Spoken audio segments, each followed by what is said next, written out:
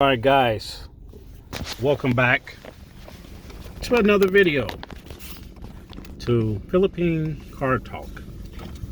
And what I think about the Philippines, I'm just voicing my opinion, okay?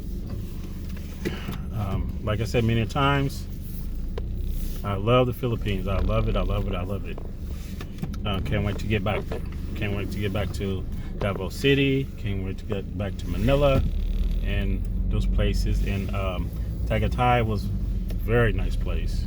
Very powerful, nice place. Okay, the vibe there is just unreal.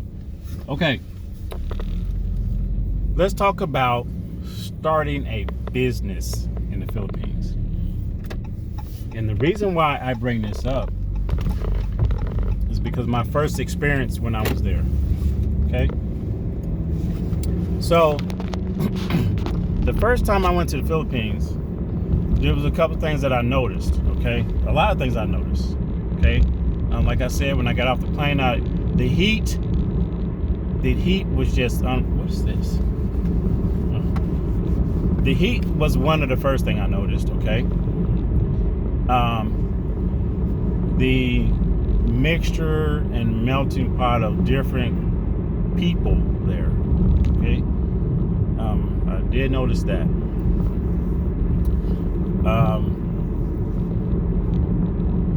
The food is delicious, of course. So I recommend trying everything you can try. Don't be afraid to try it, okay? Well, not everything, but there's a lot of things I recommend trying. All the dishes that they offer, please try it. So when I was there for a month, the very first time, there was some things popping in my head. Things like money making opportunities. And so I started trying to piece together a plan on what I wanted to do there. It's just going through my head, wow, I can do this and I can make all this money, and I'm just going to be making all this money, right? And one of the things I did, I wanted to start a sorry store. But you see those everywhere.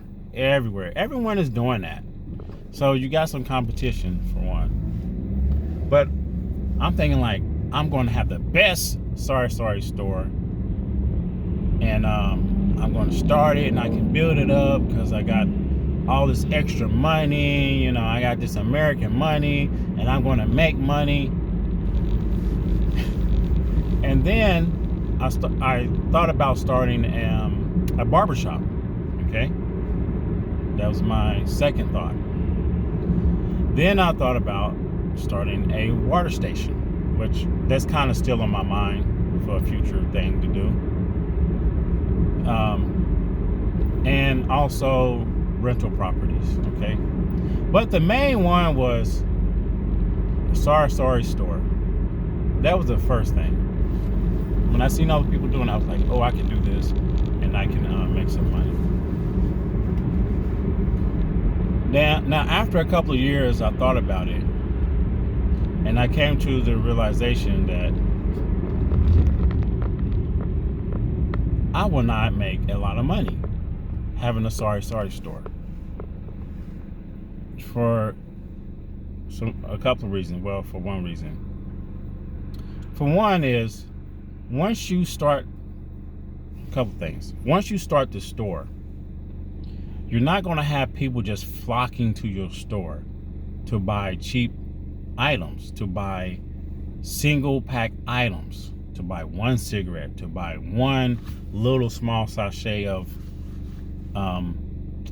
laundry soap or shampoo, things of that nature. Buying one egg instead of buying a dozen, buying 3 eggs. You're not going to have people flocking to your store like that. And to think you're going to have a stream of income, it's like so far-fetched. There's no way.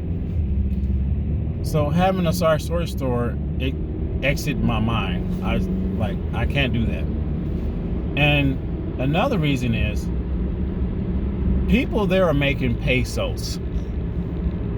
So when you start a business, realize people are getting paid in peso. They're getting paid by the day. They're not like people like from the US, they get paid hourly. So they're not, and people are not going to spend a lot of money. But they only have a little money. They're not going to buy in bulk. They're going to buy small units and small single packages of things, only for what they need for that day or for the week. Okay, so you making a lot of money in the Sarge store is not going to work. It's just my opinion. Okay, and the second thing, and the third thing is, if you're planning on doing a Sarge store and you're like, okay, I'm retiring and I'm opening up a Sarge store, keep in your mind that when you retire, your whole goal is to relax and enjoy the life, and just enjoy life, period. So why on earth would you want a sorry store knowing that you have to wake up early morning when someone wants things, when people are up going to work and they need something? Why on earth would you start a sorry store and have to get up so early to open up your store and stay there? Or you have someone fill in for you and someone do some of the work, and you're just, or if it's in front of your house, because some people put sorry stores in front of their house. It's part of their front yard of their house. Why would you want to get up that early to do that? Why would you want to spend the rest of your day in the store trying to sell things when there's not a lot of customers? All the way until the night, or until you decide to close. And you have all this extra product that's not going anywhere. So that was one of my other reasons. So that's out of the question. It doesn't make sense to me anymore. It did at first, because when I first got there, I seen what it was. I seen like the level of people in poverty, mid, and people that have money. Okay, but even though still people get paid in pesos and they get paid by the day. Okay, you really have to be really successful in something to really be making some decent money in the Philippines, unless you just have a retirement income that's there and you're able to do whatever. So retiring and starting a business like that, where I have to get up every day and be there every day, it's out of the question, because that's not the whole purpose. I feel like it's not the whole purpose of retirement. Okay, unless you get to the point to where you have someone else running. That's the whole key, is to have someone else running a certain business. Now, the barbershop is kind of still in my head, and I know getting your haircut in the Philippines is so cheap. So cheap. To get a haircut here, even for a kid, just to get a low taper or a fade, I took my son and it was $25. $25 just for that. In the Philippines, you're gonna pay like it could vary between, it depends on where you go, first of all. So you can get a haircut for $3. You can get a haircut for $5. You can get one for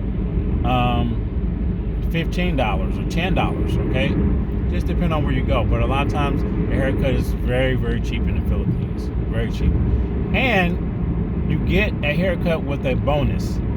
Okay, and what I mean by that is, after they cut your hair, they're going to massage your shoulders, not for long. They're going to give you a massage. They may massage your ear. They may massage the top of your head. But they're going to kind of make you feel relaxed after you're done. Which here in the U.S., they don't do that. That's an extra fee if they were to do that. But they're not. And if you really want to get pampered in the U.S., you got to pay for it. But it's so different in the Philippines. Philippines. Okay, so different. Now, another business, a water station, which could work. But then again, the startup process, you really have to be there, and then eventually you need someone to work that station. Okay, or you can have some type of vending water machine that you just have to service. Okay, you just have to service and keep the filters up. And what else? Another good business that you could probably start that may make a little bit of money, but you're not going to become rich on it, is a Wi-Fi station where people will pay pesos to get online. And people want to get online, so they will find a way to pay certain pesos to get online. And that's a good way to make some little extra income. Internet cafe is good too, because people like to play games. A lot of gaming people in the Philippines like to be online playing games. They just do. They like to they will spend their pesos to play Minecraft, just all these different things. Okay, we got some people crossing the street that don't know what they're doing. They're just crossing. Okay, so just keep in mind, starting a business, it could take up a lot of your time, unless you're just that type of person that you don't mind getting up early in the morning, opening up your sorry store, think you're going to make all this money, and you're not. Okay, I do think where the money is in rental type properties, but it all depends on where your rental property is. Okay, or some type of small resort that you want to open up, and people want to rent out little places on the beach or something like that. But that's it, guys. I don't want to make this too long. Thank you for stopping by again, and thank you to all my Filipino people, and thanks for subscribing. I greatly appreciate it.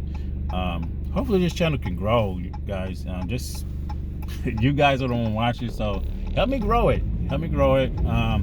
And definitely when I come back to the Philippines, hopefully I can meet with you guys. Okay, definitely do that. Meet with you guys. That would be nice. Something good to do. And also don't forget about my other channel, my other Filipino family vlog, which is there. Okay. And I have to get off here, guys. See you in the next one. Take care. Peace.